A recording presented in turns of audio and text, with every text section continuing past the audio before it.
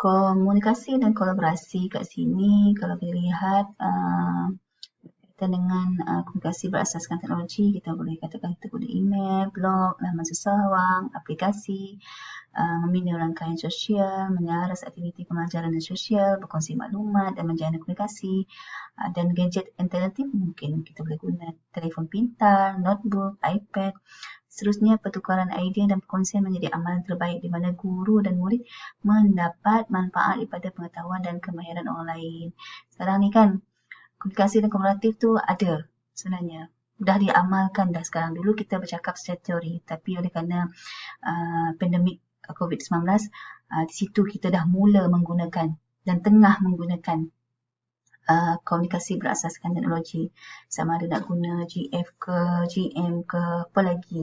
Yang macam-macam yang memudahkan semua respon terhadap pembelajaran. Okey. Literasi teknologi maklumat dan komunikasi ini diberi fokus di mana murid-murid diberi pendedahan peringkat sekolah rendah lagi. Betul, sekarang ini kita dah dedahkan.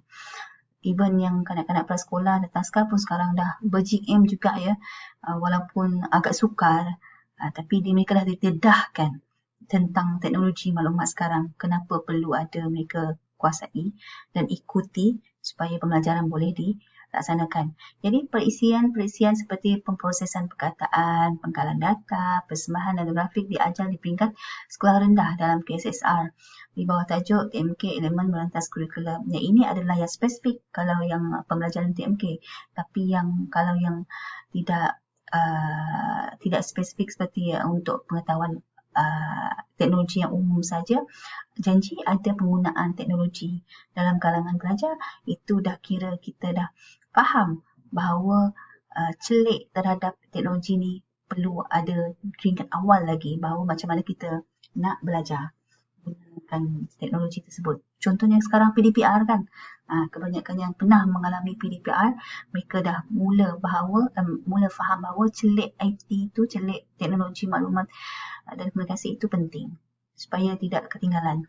So, pelbagai strategi dan kaedah pengajaran ditingkatkan dan PDP dilaksanakan dengan lebih berkesan dan bermakna. Sebab itu kalau contoh yang pelajar saya yang per-IKEM kan, apabila kelas mereka tutup, mereka terpaksa guna PDPR, terpaksa guna guna GM. Dalam GM itu dia kena upload lagi dia punya PowerPoint ke, slide ke apa untuk intro dia punya PDP, kalau ada nyanyian bersama. Di situ peranan di pihak pelajar, terutamanya ibu bapa, mereka lah yang memperkenalkan kepada anak-anak mereka tentang teknologi. Inilah proses pembelajaran menggunakan teknologi secara tidak langsung.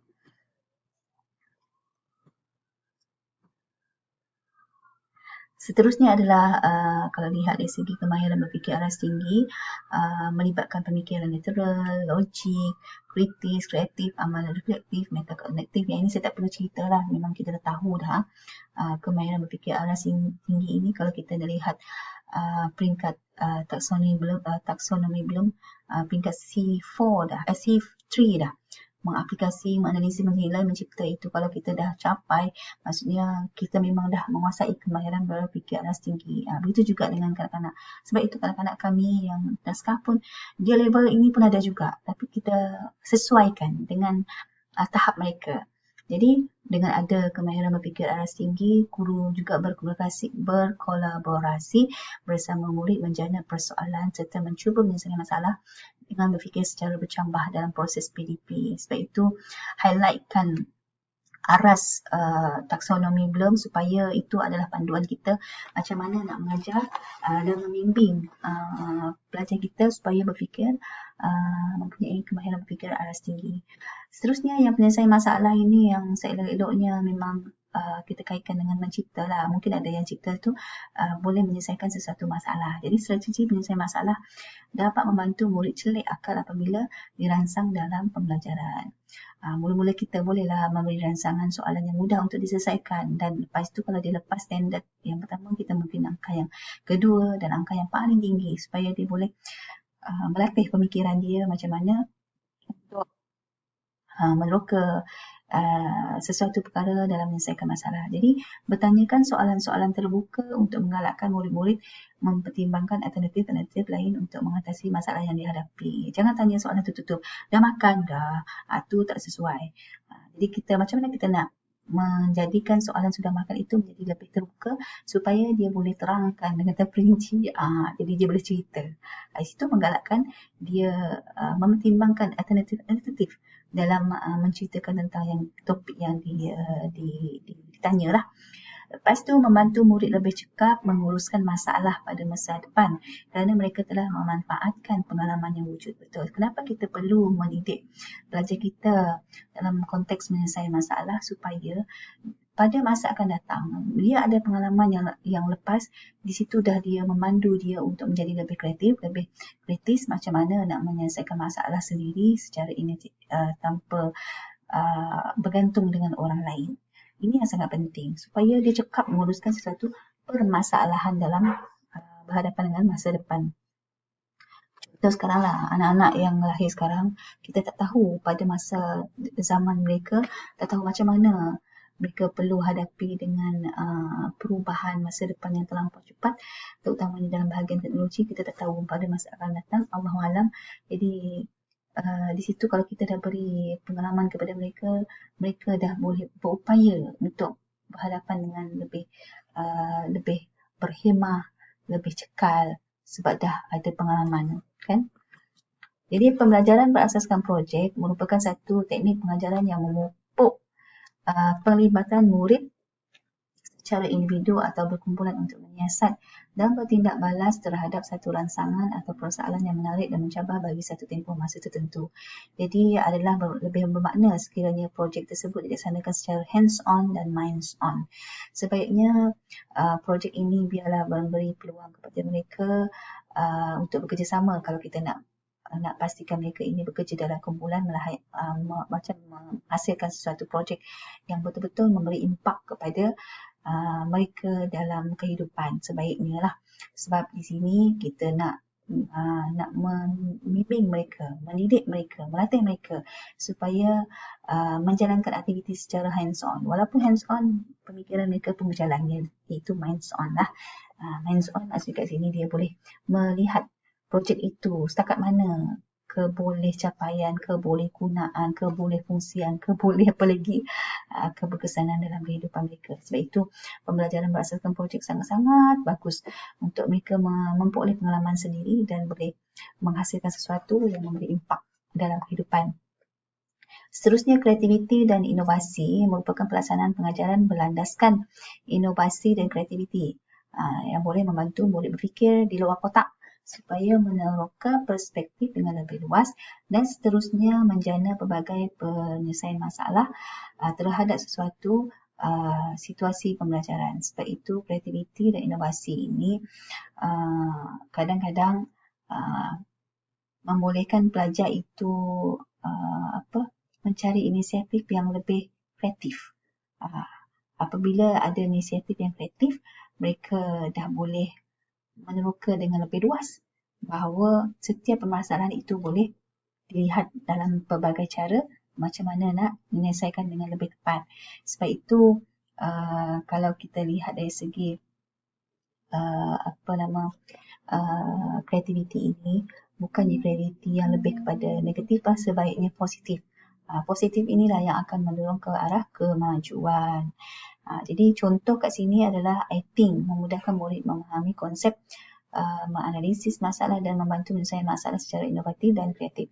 Pernah dengar I-Think? Boleh cari sendiri apa I-Think sebab dia banyak jenis nama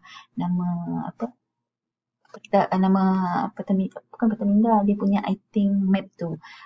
Ada yang peta bulatan, ada peta buih, ada peta macam lagi. Kamu boleh